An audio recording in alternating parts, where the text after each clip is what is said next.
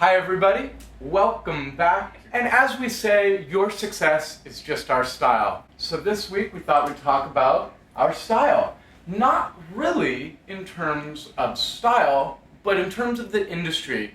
Things we see in the industry, opportunities in the industry, and a little bit about how knowing about the industry can help you grow as a brand and as a company.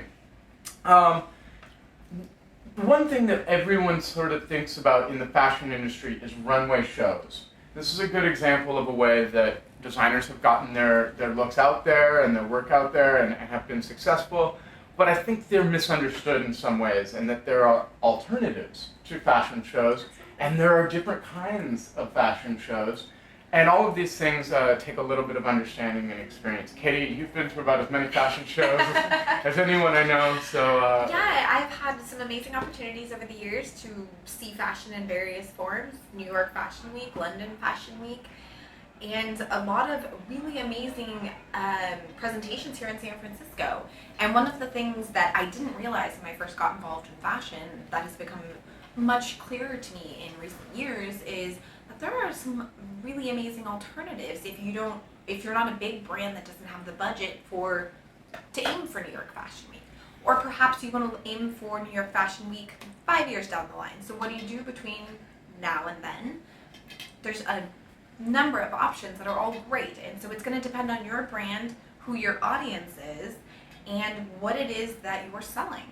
Because if you are the queen of the little black dress and you have slinky cocktail dresses for your clients, then renting out a bar or a club and having a private showing for your clients is perfect. It fits in with the theme of what you're selling, and it's a place that that product would be worn. So it's all about finding a platform that works for you and for your brand, and don't settle. Don't let yourself get too focused on one thing without seeing other options. So you want to think about what works best for you and for your company, and that will put your product in front of the correct people. Yeah, and I think it's good to have a little perspective of fashion weeks, where they started and how they've grown and how they've changed. You know, we just finally got Men's Fashion Week this summer in New York. It used to be combined. Mercedes-Benz is no longer a sponsor of Fashion Week. Most people starting out don't even realize how much it costs to be part of New York Fashion Week. And I'm focusing on New York because we're here in the United States. Of course, there's a ton of global market fashion weeks as well that have risen in importance. But the norm is usually New York, London, Milan, and Paris. That's usually what we kind of focus on in the industry. I always advise people exactly what Katie's saying. Know your audience, know your target customer, and you can do something as simple as being there in New York during Fashion Week when everyone else is there, and rent out a hotel suite and have a list of top editors you'd like to invite. My background, I mean, that's what I did for a lot of emerging designers for years. I've done it for small designers and larger designers, or even taking that more exclusive approach to feeling like, you know, they're creating something really special and unique that you have access to. Correct. The exclusivity of that, rather than having the luxury of that exclusivity, and the experience, rather than, you know, going where everyone else is going to attend all the shows. Yeah, and there's been so many changes in the industry, but between social media as another way to get your, you know, and websites as another way of getting your work out to so many more people. There was a time when fashion weeks were media and buyers, and that's how people got their work out there. And I think that that's largely changed. Absolutely. And that still happens in some cases, right? But we see a lot of fashion weeks where designers are paying and essentially coming and being entertainment for people who just want a fun show. Right. They're not looking at buying anything. They're probably looking at being entertained, seeing pretty models, this kind of stuff. I've been there. It's about getting sales. their picture on the street style. It's about sales at the end of the day. Yeah, right? and know whether you're paying for something that's worth it and has a chance of, you know, coming back. As a brand, is it worth it for your company to be on that runway? Does that help your brand take you to the next level?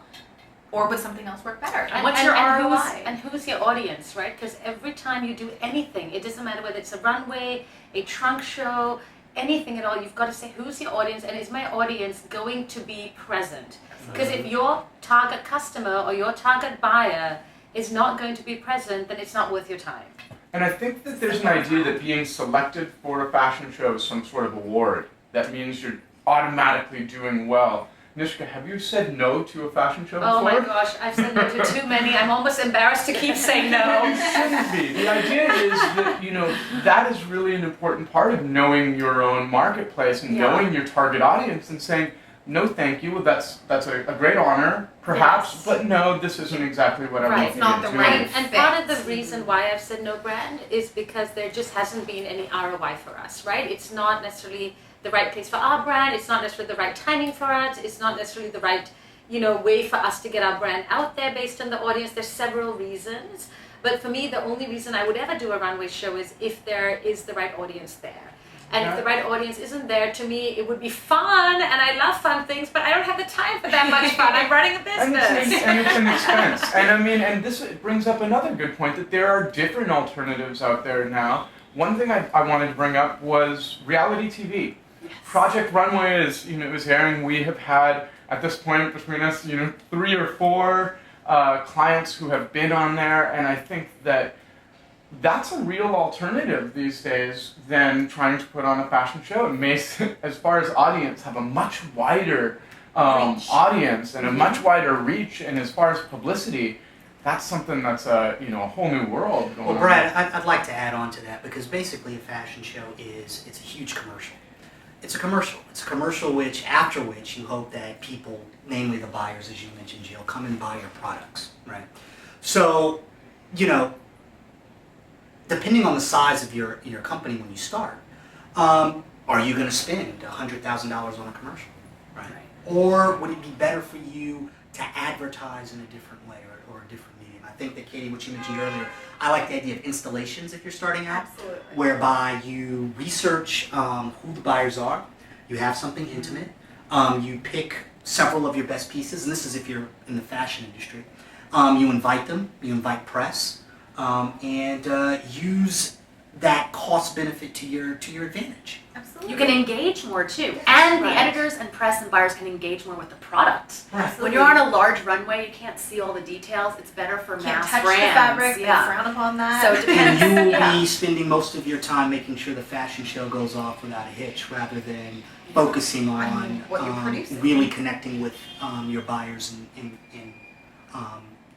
getting that, as you say, that Right. ROI. Absolutely. I mean, I can say this from experience. When I started Souls, I did a couple fashion shows, and it was a mess. I mean, it took so much work. Kind of fun, I suppose, as a learning opportunity, but I don't think I got any sales from it. Right.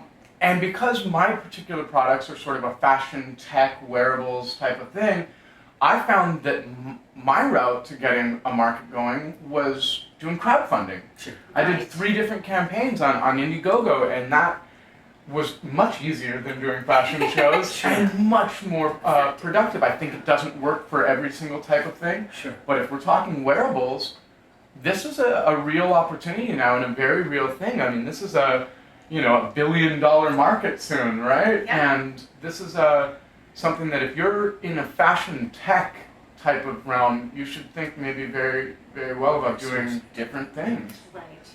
And in general, I mean, you've got to be creative and innovative in your space, and you've got to find new ways to engage your customer.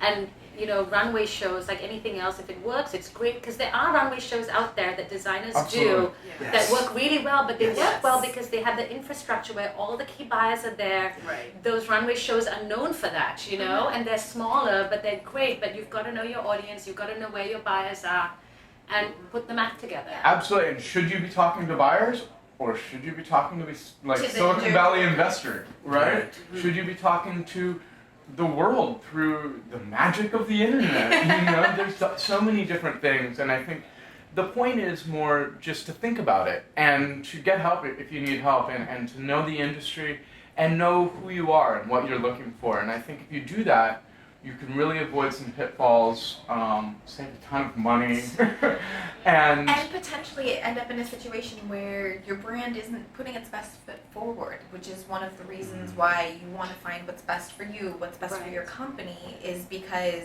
every single one of those outings, whether it's a runway show, whether it's a new campaign that you're launching, or whether it is an intimate salon showing of your latest collection, that is how you're showcasing your brand, and you want to make sure that's in line with your brand's aesthetic and with your consistent brand persona that you've been putting out to the public. And a final point I just kind of like to bring up is always be unique and think differently when you're approaching this. Choose a venue perhaps that would be excited to have you there. For example, Katie mentioned bars, but there are also art galleries that would love to have people in where otherwise they wouldn't have folks in to look at the art on the wall. And it benefits both people, the art Exactly. gallery and the it design benefits you. collaboration. So, and you have the perfect backdrop. I mean, your product Right, yeah. around That's true. other creative work. I think finding ways to collaborate is huge, and understanding the industry is important. And I wish I understood it better when I started. I wish I had a room full of you guys to sit down and pick your brains and Well, that's say, being an entrepreneur. should it's I, figuring right, it out. should I do a fashion show? And every one of you would have probably said that's probably not your shtick, and that's super helpful. And so I think, one of the messages to everyone out there who's thinking of starting a business or working on their business and wanting to grow it is talk to people, interact with the industry, and know the industry and use it to your advantage, because it's a lot more than probably the black and white image you've seen, or thought about before. Make yourself a drink, sit down and talk to someone. That's what we do here at Conversations Over Cocktails. So what are you drinking, Brad? Well, I'm drinking a very pink and very fashionable vodka lemonade. There's nothing wrong with pink. No, there's not. Please. Great. And it helps me, get through these wonderful conversations. It And makes you more creative.